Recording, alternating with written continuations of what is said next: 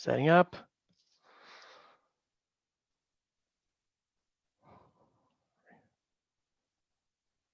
All right. What is happening, Global Healing Collective? We are here today again for a Conscious Business Spotlight with Emily Wishall. Emily, so great to see you.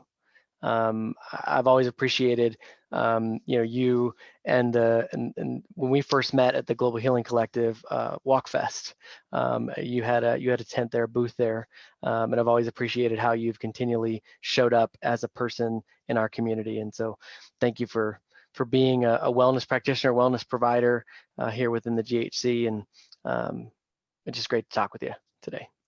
Thanks, Nick. Yeah. So when we start these, when we get these going, I always love to hear what inspired you, to begin building and going into to the work that you're doing right now. And tell us a little bit about that work too. I'm sorry? And tell us a little bit about that work as well. Sure.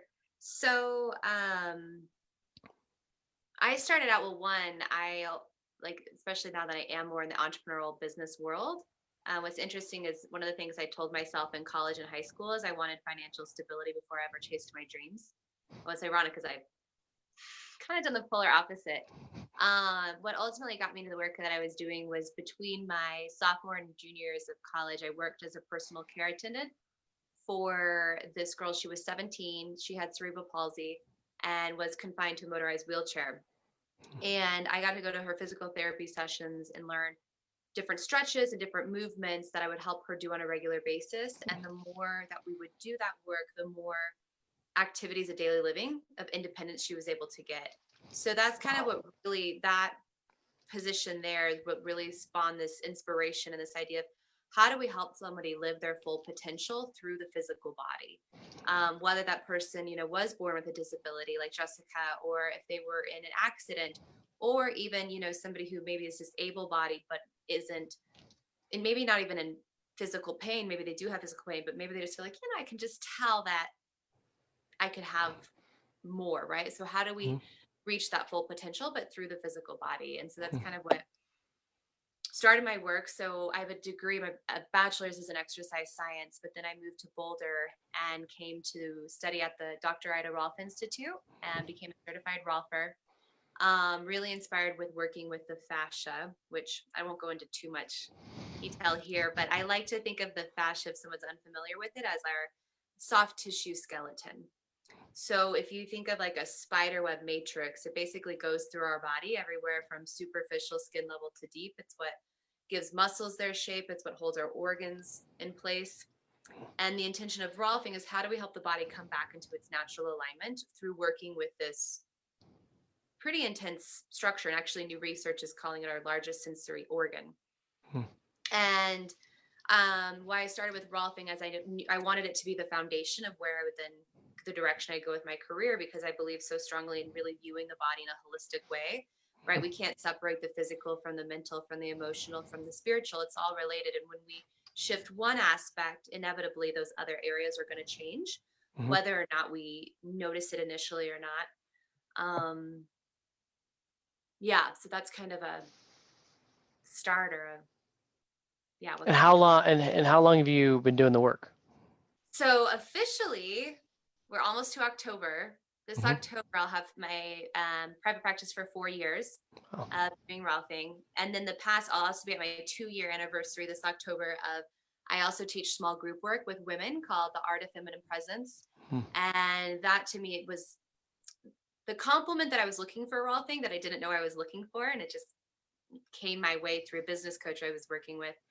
And the Art of Feminine Presence is work to help women who identify primarily with as female to really connect with their feminine essence. I find in most leadership roles, in business, in life, it's oftentimes we don't know, or it's not shown how to do that in a feminine way. And if we identify as women, mainly as female, life could just feel easier if we can connect with our feminine essence versus having to adopt a more masculine mode of operating, or even a more neutral mode. I find a lot of the women I work with have adopted a more neutral mode unconsciously because they don't feel safe in their feminine. They want to be taken seriously. They don't want to be taken advantage of. So that work is really it's really deep embodiment work of what does it mean to fully own your body and feel that full capacity and be able to be out and be seen in it. I always love talking with entrepreneurs, especially solopreneurs, folks that have been in the work themselves, and how their own growth continues to unfold, right?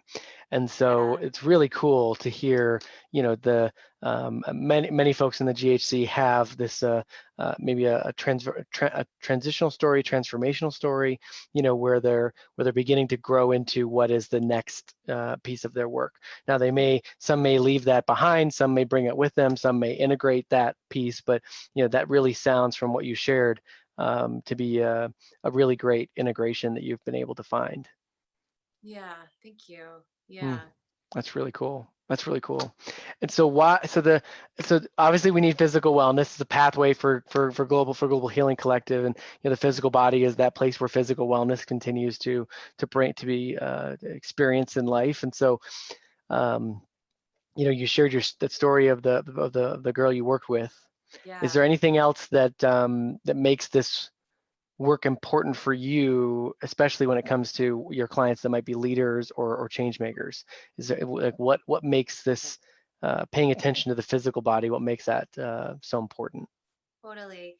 Well, something that first comes to mind, and because I experience this so frequently in my body, is I think especially if for those of us who are more in a leader role or business owners, and we tend to maybe be in that achiever's mindset or goal setting, Hmm.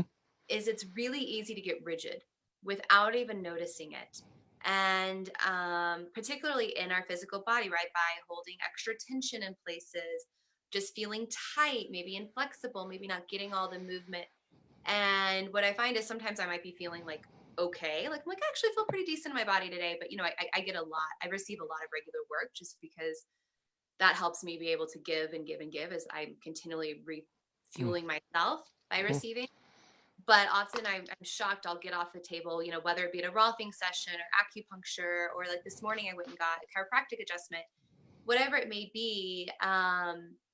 And I'm like, what? Like, there's just a different feeling sense in my physical body that automatically changes my mental thoughts. Meaning, maybe I was feeling rigid, not even aware, and then all of a sudden I have this more space. It literally, to me, it translates to I literally have more space to hold differing emotions that might pass my way that I can actually let them flow through versus resisting or getting stuck. Or I might have had set this goal that I thought, yes, this is it, but gotten really linear in that and not being able to see other opportunities that might come my way or other connections or other ways of doing it. So it also, I think, helps open up a differing, wider perspective. Hmm. Um, yeah. I mean, I think that's Yeah. a huge piece that I don't think we often think about or talk about. Yeah, and for myself, the experience of of taking care of myself, it always seems counterintuitive, Yeah. because I feel like I'm moving towards the thing I'm moving towards, right? And so because to your point, I can get that little bit of a blinder situation going on, and it doesn't really even feel like blinders sometimes. It just feels like it's working. Air Yeah. quotes, right? We're doing good, right? And then a colleague of mine a couple of years ago said you should go and get regular adjustments, and I was like, I'm fine. I don't have any physical symptoms. I'm no, like I don't Mm-hmm. need any of that. And for me it was convenient. It was in my office, and I was like, sure, I'll do it. Great, it'll be my little break for the day.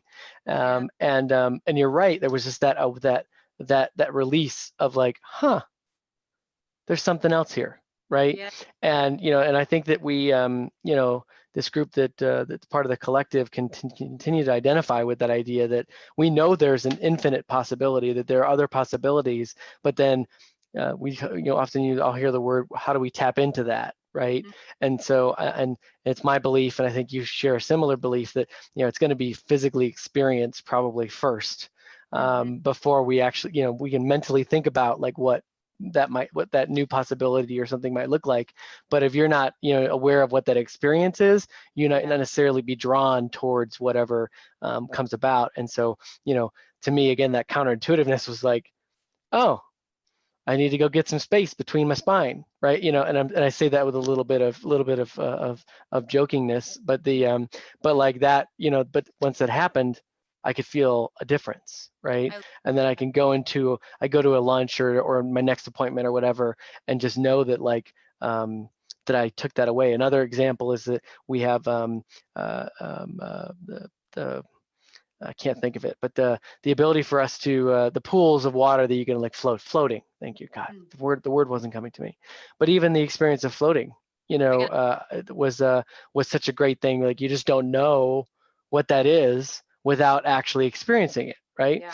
And and so and I think that everything starts with an awareness and then starts with the experience from there. And so you know, all that being said, our question that we ask again is, our next is, how do you see your work as a catalyst creating a ripple of impact? Mm, And so, how do you see the work based upon things we've talked about today around that opening up, that yeah. space creation? How does that allow yourself to create the ripple? And then because I love that you brought up the idea that you in order to give, you need to receive, like that whole construct. I mean, that was really great too. Yeah, so I guess on the ripple effect, well, one thing I wanted to bring up that came to my mind too with what you're sharing. One, I love that experience that you felt that in your body and Hmm. had that tangible experience of the chiropractic adjustment. Um, this is an analogy I sometimes give to people. Most people can relate to is say you've been eating a certain way, like not super clean, not super awesome, and then you either do a cleanse or you clean up your diet, and like day 4, day 5, all of a sudden you're like, oh my god, I feel amazing. Hmm. Like wow, I didn't even realize I was feeling that crappy. That's something sometimes people can relate to, and I think that with like body work, it's like you, not that you are feeling crappy, but like wow, I didn't know I could feel this good. And talking to, if you have a vision of what you're wanting to create in your life for the world, if you have that vision of service, it's so much easier to be able to hold and remain in that potential when the physical body can be on board. Hmm. Because when the physical body's feeling tight, tense, or whatever, it's a lot more challenging for that connection, if that makes sense. um, 100%. Yeah. and so yeah, for that ripple effect, I think at least, so right now I'm primarily working with people in the one-on-one realm, Hmm. other than the small group work I do with women, which is still a really small container.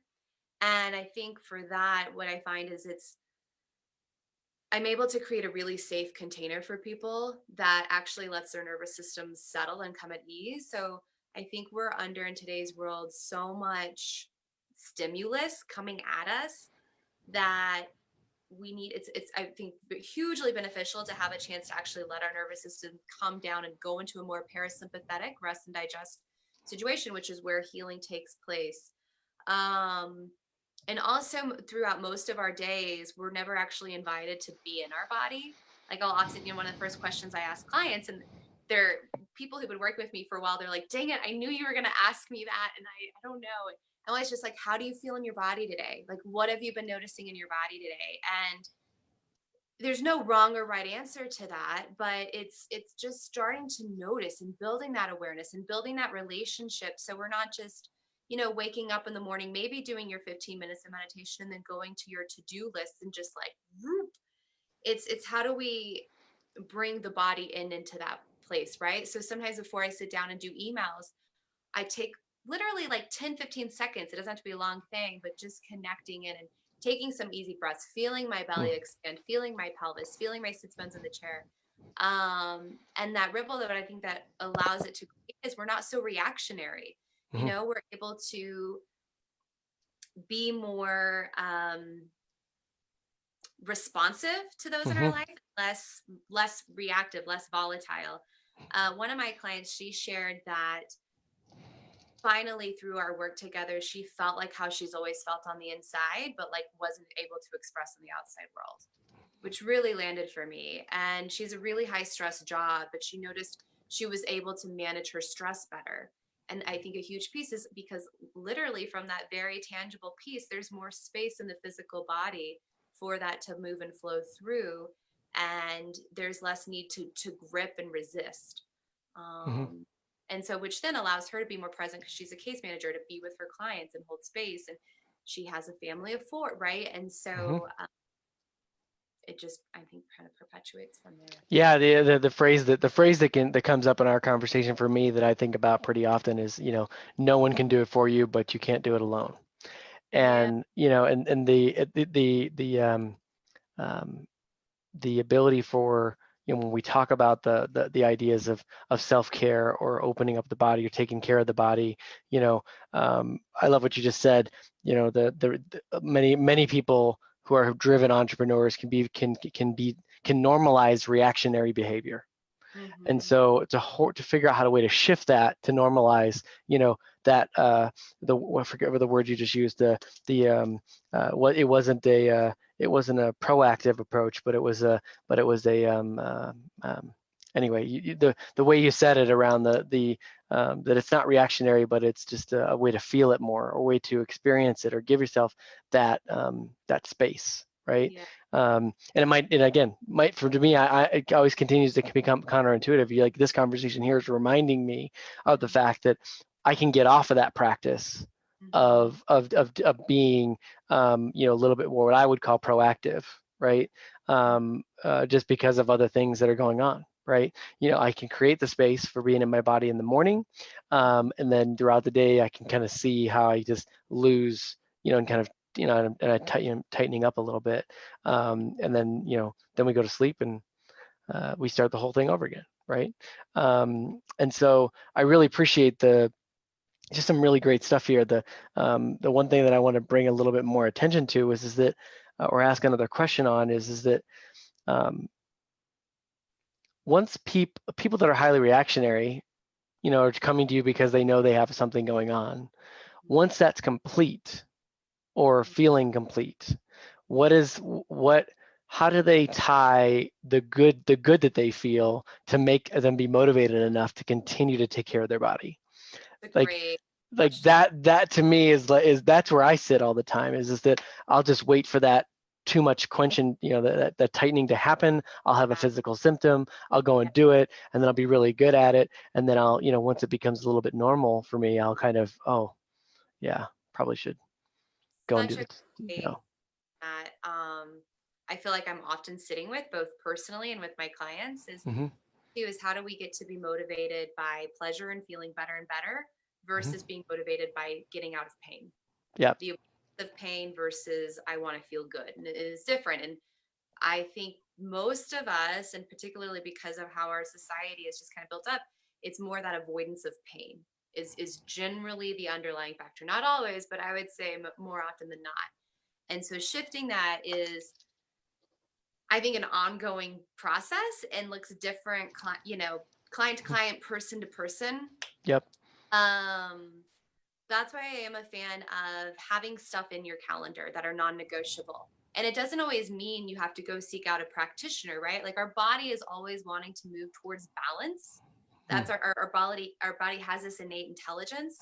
It's just giving the correct amount of input to help it find that. So once you've maybe had some body work or had some relief, it can be easier for your body in the future to refine that. So Mhm. maybe it is, taking 5 minutes every day at lunch and doing a simple stretch routine, or just laying horizontal on the floor even and letting your bones settle for a minute. So it doesn't have to be a full drawn out thing, but making it a non-negotiable and in your schedule. I have people who schedule with me consistently and it's on the calendar, 4, 6, 8 weeks in advance, specifically because they know their personality and they Mhm. know if this isn't on the calendar, it's not going to happen until I'm in pain.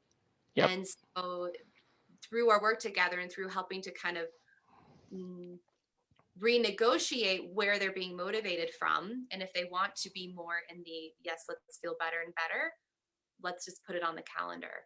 Yep. But I really think it's a daily thing. It's not just an every 4 weeks thing. It's a daily, because I noticed myself, there's been a time, this was a few weeks ago, and I was at a hot springs, so relaxed, so great. I noticed like 36 hours after, so it was like a Monday and then like middle of the next Tuesday, because I overbooked myself, which is a tendency I do during the week. By that Tuesday, I was already just feeling not awesomely resourced. I was like, wow, I'm not very well resourced right now. Isn't that interesting? I just like spent the weekend at hot springs relaxing. Like, what's my deal? But it was as little as, okay, I just need to I just laid in my office for 10 minutes, put my legs up the wall, listen to a meditation, And not that it's like a quick fix, but it just helped me come back, helped me feel more nourished, Hmm. right? So some words I think in my head as I go about my day is how can I feel, more resourced? How can I better nourish myself? Because those are less, sometimes I think with self-care, it can just become another to do. And we can also feel guilty or then have more judgment or shame if we're not doing that. Yep. And these words might not work for everyone, but I just find for myself the words like nourishment or resource, like I want to feel resourced. Um, they just invoke in me a different sensation that I can really connect with myself in a moment of like, what would help me feel more nourished right now? Maybe it is watching Netflix. Maybe it is stretching. Maybe it's a walk. Maybe it's a little bit of chocolate. Maybe it's calling a friend. So it can always look different, but what is going to help me more nourished to allow me to come back into my body, come back into the present moment. And on a daily, putting it on your calendar if that's how your life is, but it's got to be a non-negotiable commitment to yourself, and not out of a guilt or shame factor, but because it helps you feel good. Yeah, yeah, yeah. I mean, just the process of that resonates a lot with me. The ability for I'll put so much you know, negative emotion on even though it's on my calendar to go and take time for myself. I'll put so much negative emotion leading up to it, right? Yeah.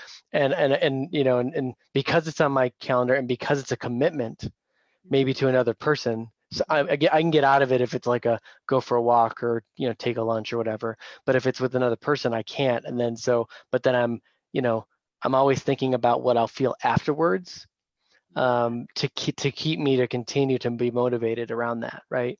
Um, one piece that you kind of talked a little bit about was the work you were doing with groups of people. Mm-hmm. And so, as we talk today about, finding ways to experience more of what being in your body is like, I think that that's some of the work that you're looking to create more in the world of. And so, can you share a little bit about like what is the next thing, or what are you looking for? What are you looking for on your calendar yourself for the work Yeah. in the world, for your work in the world? Yeah. So I feel really called and inspired. I'm wanting to work more in the realm of this idea of like embodied leadership. Hmm. And one is like, why should people care about that? What does that mean? But I've been doing the art of feminine presence, small group work with women, and playing with this embodied leadership a little bit more one-on-one with like in a coaching realm with some clients. Hmm. But I'm planning either towards the end of this year or beginning of 2020 just to put together some experimental workshops here in Boulder. So they'll be in person to start, but eventually I want to be able to have online access. Um, but playing with these concepts of how does a person live a life of greater integrity through their physical body? Hmm. And yeah, so really bringing together those worlds of the physical body movement, of what do we know from a neuroscience standpoint, and what is neuroscience, how does that play in terms of affirmative thought and the connection to the body and pain, consciousness, and then embodiment. So bringing all of those four kind of concepts together: the embodiment, neuroscience, consciousness, and movement. Hmm. And creating workshops that I'm imagining right now will be tailored more towards leaders and going into workplaces or businesses, or having people come to me and working with different teams and showing them a different way of, well, one, just allowing them a chance just to connect with places and things that maybe they haven't even been aware of in their own body. And then how does that then relate and translate into the work they're doing in the world? Hmm. Yeah. I love that. I love the opportunity for giving people the chance to experience more about what that feeling is, right? Yeah. And especially if people are drawn to know that maybe they have an intuition, or they have a call, or they have some kind of feeling that you said earlier about, something might not be quite here or there, to be able to go and find experiences like that, Yeah. whether it be at their work, whether it be on a one-on-one basis. I think that's really great. And so, what do you, as you prepare for these, as you imagine and you elaborate and you kind of design and create what this looks like, what is an ask you have for our community? Good question. Well, one thing for now, as it's all coming, I'm calling them experimental embodied musings because it is going to be. I mean, I have to like walk my talk, and right now it is, just, to be honest, like experimental, right? So we're just playing Yeah. and Yeah. letting us playful curiosity standpoint. And I think an ask that I would have for people, if any of this resonates with them, or would keep that like that playful curiosity in mind in terms of your own connection with the present moment and with your body. And why I keep bringing together the present moment and your body is I really believe connecting here is like one of the greatest anchors to the present moment, because when we're here, when we're actually embodying every single cell of our body, like you're not anywhere else. Your attention's fully in that moment. And so I think my ask would be, if that resonates and if you have some sort of practice that can translate or have gotten enough information just from you in this conversation, is commit for the next like 5 days to 5 minutes in the middle of your day. So, hopefully maybe you already have a morning practice, maybe you have an evening, but like the middle of your day when it can be easier to get lost in translation or lost in the phone world, and just invite in a playful curiosity of like, like how am I feeling? How do I feel in my physical body? How do I feel emotionally? How do I feel energetically?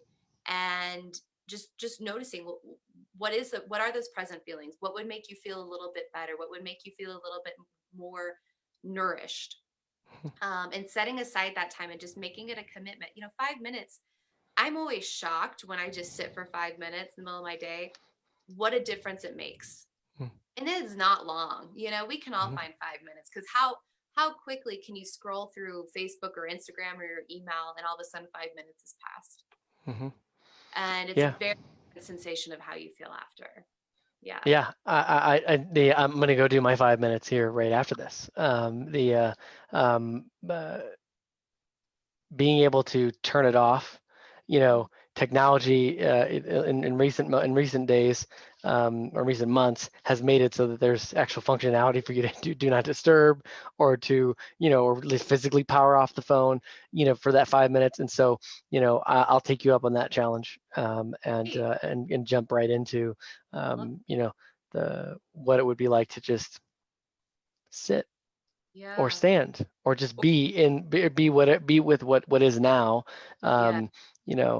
in the desk. So thank you so much for taking the time to be with us and to chat about, for one, being a catalyst in the Global Healing Collective. Your support, your participation, your investment in what we're doing continues to show what it is to be in this collective.